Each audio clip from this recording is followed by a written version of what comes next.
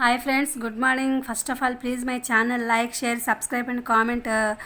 Today topic వచ్చేసి మనము last topic ఏం తీసుకున్నామంటే 8th క్లాస్ బయాలజీలో కూడా నేను సెల్ స్ట్రక్చర్ అండ్ ఫంక్షనింగ్ అనే ఒక కణాలు వాటి యొక్క విధులు అనే నిర్మాణం దాని గురించి లెసన్ తీసుకున్నాం కదా. అందులో కూడా మనకి ఒక బెండు ముక్కని ఎలా మైక్రో దాంట్లో సూక్ష్మదర్శినిలో చేశారో అవన్నీ కూడా తెలుసుకున్నాము. అలాగే బెండులో ఏముంటాయి అనేది మీరు తర్వాత తెలుసుకుంటారు అనేది మీకు చెప్పాను. అది కూడా స్లైడ్ షోగా ఏ విధంగా చేయాలనేది బెండు ప్రయోగం దాంట్లో కూడా చూసాం. రాబర్ట్ హుక్ అనే అతను మొట్టమొదటిసారిగా ఈ యొక్క సూక్ష్మదర్శినిని కనుగొనడం అనేది జరిగిందని కూడా తెలుసుకున్నాము.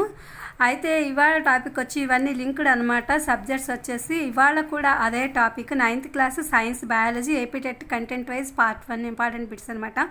ఇందులో ఏంటంటే జీవులు మౌలిక ప్రమాణం అంటే వాటి యొక్క జీవనం యొక్క ఇది ఎంతవరకు ఉంది అనే దాని గురించి, the fundamental unit of life అనేది వాటి యొక్క జీవితకాలం ఎట్లా ఉంటుంది, ఏంటి, కణ నిర్మాణం, వాటన్నిటి గురించి ఇది కూడా ప్రయోగపూర్వకంగా తెలుసుకోవడం అనేది జరిగింది. దీనిలో ఏంటంటే మనము ఉల్లిగడ్డ యొక్క పొరని తీసుకున్నాం అనమాట ఎక్స్పెరిమెంట్గా. అది ఈరోజు మీకు టాపిక్గా నేను బిట్స్ అనేవి తయారు చేయడం జరిగింది.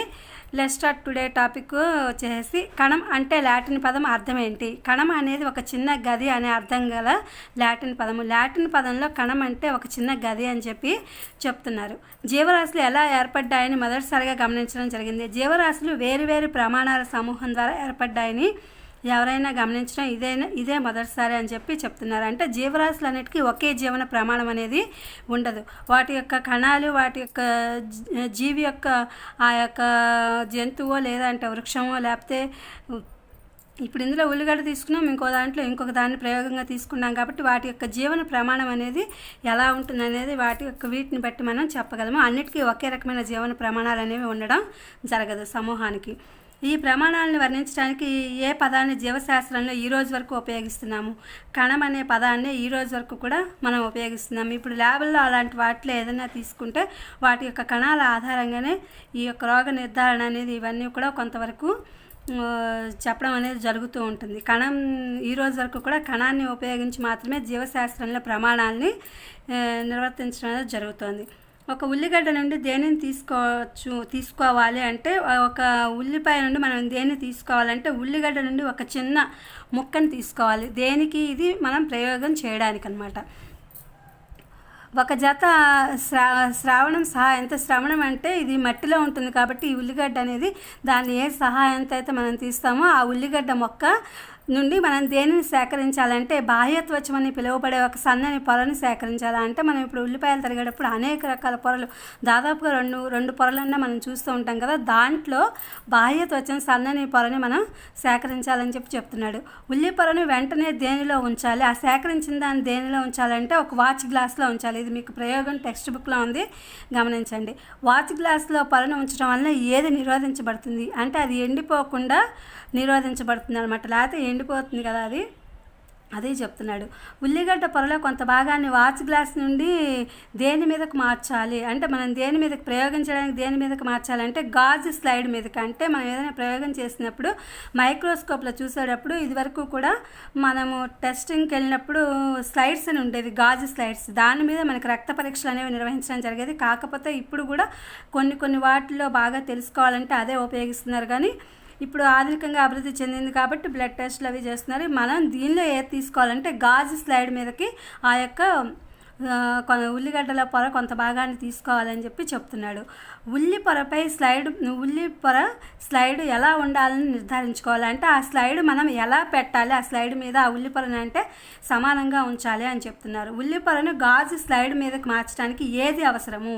సన్నని క్యామెల్ హెయిర్ పెయింటింగ్ బ్రష్. అంటే మనం ఇలా చేత్తో తీసినా లేదా ఎలా తీసినా అది చిరిగిపోయే లేదా అంటే అది విచ్ఛిన్నమయ్యే ప్రమాదం ఉంది కాబట్టి దానిని ఒక సన్నని క్యామెల్ హెయిర్ పెయింటింగ్ బ్రష్ అనే ఒక సహాయంతో తీసుకుని స్లైడ్ మీదకి తీసుకోవాలని చెప్తున్నాడు.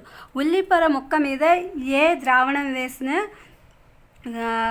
కవర్ ప్లేట్ ఉంచవచ్చు. సాఫ్రన్ ద్రావణం అనేది వేస్తే కనుక ఆ యొక్క ప్రయోగంలో మనము చేయొచ్చు అనమాట. కవర్ స్లిప్ని ఏ సహాయంతో వేసేటప్పుడు గాలిలో బుడగలు రాకుండా జాగ్రత్తలు తీసుకోవాలి. మనం ఏదైనా ప్రయోగాలు చేసేటప్పుడు కొన్ని జాగ్రత్తలు తీసుకోవాలి. కాబట్టి ఈ యొక్క కవర్ స్లిప్ని ఏ సహాయంతో చేయాలంటే గాలి బుడగలు రాకుండా మౌంట్ నీడిల్ సహాయం అనే మౌంట్ నీడిల్తో దాన్ని తీసుకోవాలన్నమాట, గాలి బుడగలు రాకుండా. మనం తాత్కాలికంగా ఏ స్లైడ్ను తయారు చేసుకున్నాము, ఉల్లిగడ్డ పొరతో సహాయంతో స్లైడ్ తయారు చేసుకున్నాము అన్నమాట. మనం ఉల్లిగడ్డ అనే పై పొరను మాత్రమే మనం ఈ ప్రయోగానికి తీసుకున్నాము. దాని మీద స్లైడ్ సహాయం తయారు చేసుకున్నాము అనమాట. ఈ స్లైడ్ని ఎలా పరిశీలించవచ్చు? ఈ స్లైడ్ని సాధారణ స్థాయి నుండి ఎక్కువ శక్తి గల సూక్ష్మదర్శిని ఉపయోగించి పరిశీలించవచ్చు. ఇది మామూలు సూక్ష్మదర్శిని నుంచి ఎక్కువ మైక్రోస్కోపిక్ సూక్ష్మదర్శినులు ఇంకా ఆధునికమైన వాటిని కూడా ఉపయోగించి పరిశీలించవచ్చు అని చెప్తున్నాడు. ఇక్కడ మీకు ఈ ఉల్లిపొర కణాలు అనేది నేను డయాగ్రమ్ ఇచ్చాను, టెక్స్ట్ బుక్లో ఉంది. కేంద్రకము, కణాలు ఇవి ఇలా ఉంటాయని చెప్తున్నారు. ఉల్లి పొరలో ఉండేటువంటి ఈ నిర్మాణం అంతా ఎలా ఉంటాయంటే ఒకదానికొకటి పోలి ఉంటాయన్నమాట. ఈ నిర్మాణాలన్నీ కూడా ఉల్లిపొరలో ఈ నిర్మాణాలన్నీ ఒకదానికొకటి పోలి ఉంటాయి. ఈ కణాలన్నిటిని కలిసి ఎలాంటి నిర్మాణాలను ఏర్పరుస్తాయి? ఉల్లిగడ్డ వంటి పెద్ద నిర్మాణాన్ని ఏర్పరుస్తాయి. ఏదైనా సరే ఒక చిన్న కణంతో మొదలై అది ఆకారం పెద్దదిగా వస్తుందన్నమాట. ఉల్లిగడ్డ యొక్క పరిమాణంతో సంబంధం లేకుండా ఉల్లిపొరలోని కణాలన్నీ ఎలా కనిపిస్తాయి అంటే ఈ ఉల్లిగడ్డ యొక్క పరిమాణంతో సంబంధం లేకుండా ఉల్లిపొరల కణాలన్నీ కూడా ఒకే విధంగా కనిపిస్తాయి. మనం చూపే ఈ నిర్మాణాలు ఉల్లిగడ్డ యొక్క ఏ ప్రమాణాలు? ఉల్లిగడ్డ యొక్క మౌలిక నిర్మాణాత్మక ప్రమాణాలు. ఇది ఆ యొక్క ఉల్లిగడ్డ యొక్క తయారవడానికి నిర్మాణాత్మకమైనటువంటి ప్రమాణాలు అని చెప్తున్నాడు. ఈ నిర్మాణాలను ఏమంటారు? కణాలు అంటారు. ఉల్లిగడ్డ మాత్రమే కాదు, మన చుట్టూ ఉండే అన్ని జీవులు ఎలా నిర్మితమవుతాయి అంటే కణాలతోనే నిర్మితమవుతాయి. స్వతంత్రంగా జీవించే ఎలాంటి కణాలు ఉన్నాయి? ఏకకణాలు ఉన్నాయి. అంటే మనకి ఏకకణ జీవులు ఉన్నాయి, బహుకణ జీవులు ఉన్నాయి. స్వతంత్రంగా జీవించే వాటిని ఏకకణ జీవులు అనేవి కొన్ని ఉన్నాయన్నమాట. ఎక్కువగా పారాసైట్లు ఉంటాయి ఏకకణ జీవులు అనేవి కొంతవరకు. కానీ స్వతంత్రంగా జీవించే వాటిలో ఎలాంటి కణాలు ఉన్నాయంటే ఏకకణ జీవులు ఉన్నాయని చెప్తున్నాడు. కొన్ని ఏకకణ జీవులు స్వతంత్రంగా కూడా జీవిస్తాయి. భూతద్దం ఆవిష్కరణ దేనికి దారితీసింది అంటే సూక్ష్మజీవ ప్రపంచ ఆవిష్కరణకు దారితీసింది. అంటే మన కంటికి కనపడినటువంటివి కూడా మనం చూడవచ్చు అనే దానికి ఈ యొక్క ఆవిష్కరణ అనేది దారితీసింది. భూతద్దంలో పెడితే ఎలాంటి చిన్న వస్తువైనా లేదంటే చిన్న లెటర్స్ అయినా కనిపిస్తాయని చెప్తున్నారు. అమీబా, క్లామిడోమోనాస్, పారమిషియం ఏకణ జీవులు. ఇవి ఏకకణ జీవులు. అమీబా కానీ, పారమిషియం కానీ, క్లామిడోమోనాస్ కానీ ఇవన్నీ కూడా ఒకే ఒక కణంతో ఏర్పడినటువంటి జీవులు అనమాట. ఇవి ఒక కణంతోనే జీవిస్తూ ఉంటాయి. వీటి జీవక్రియలన్నీ ఒక కణంతోనే జరుగుతాయి అన్నమాట. బ్యాక్టీరియా ఎలాంటి జీవి? ఏకకణ జీవి. అందుకే ఈ బ్యాక్టీరియాలన్నీ కూడా మన మీద అటాక్ చేసినప్పుడు అవి బాగా తొందరగా వృద్ధి చెందుతాయి అనమాట. ఎందుకంటే మన మీద ఆధారపడి అవి జీవిస్తున్నాయి కాబట్టి.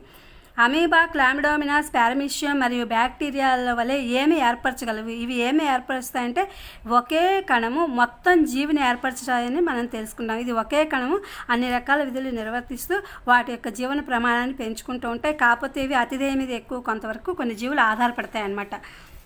ఇది ఫ్రెండ్స్ టుడే టాపిక్ వచ్చేసి science biology content wise part 1.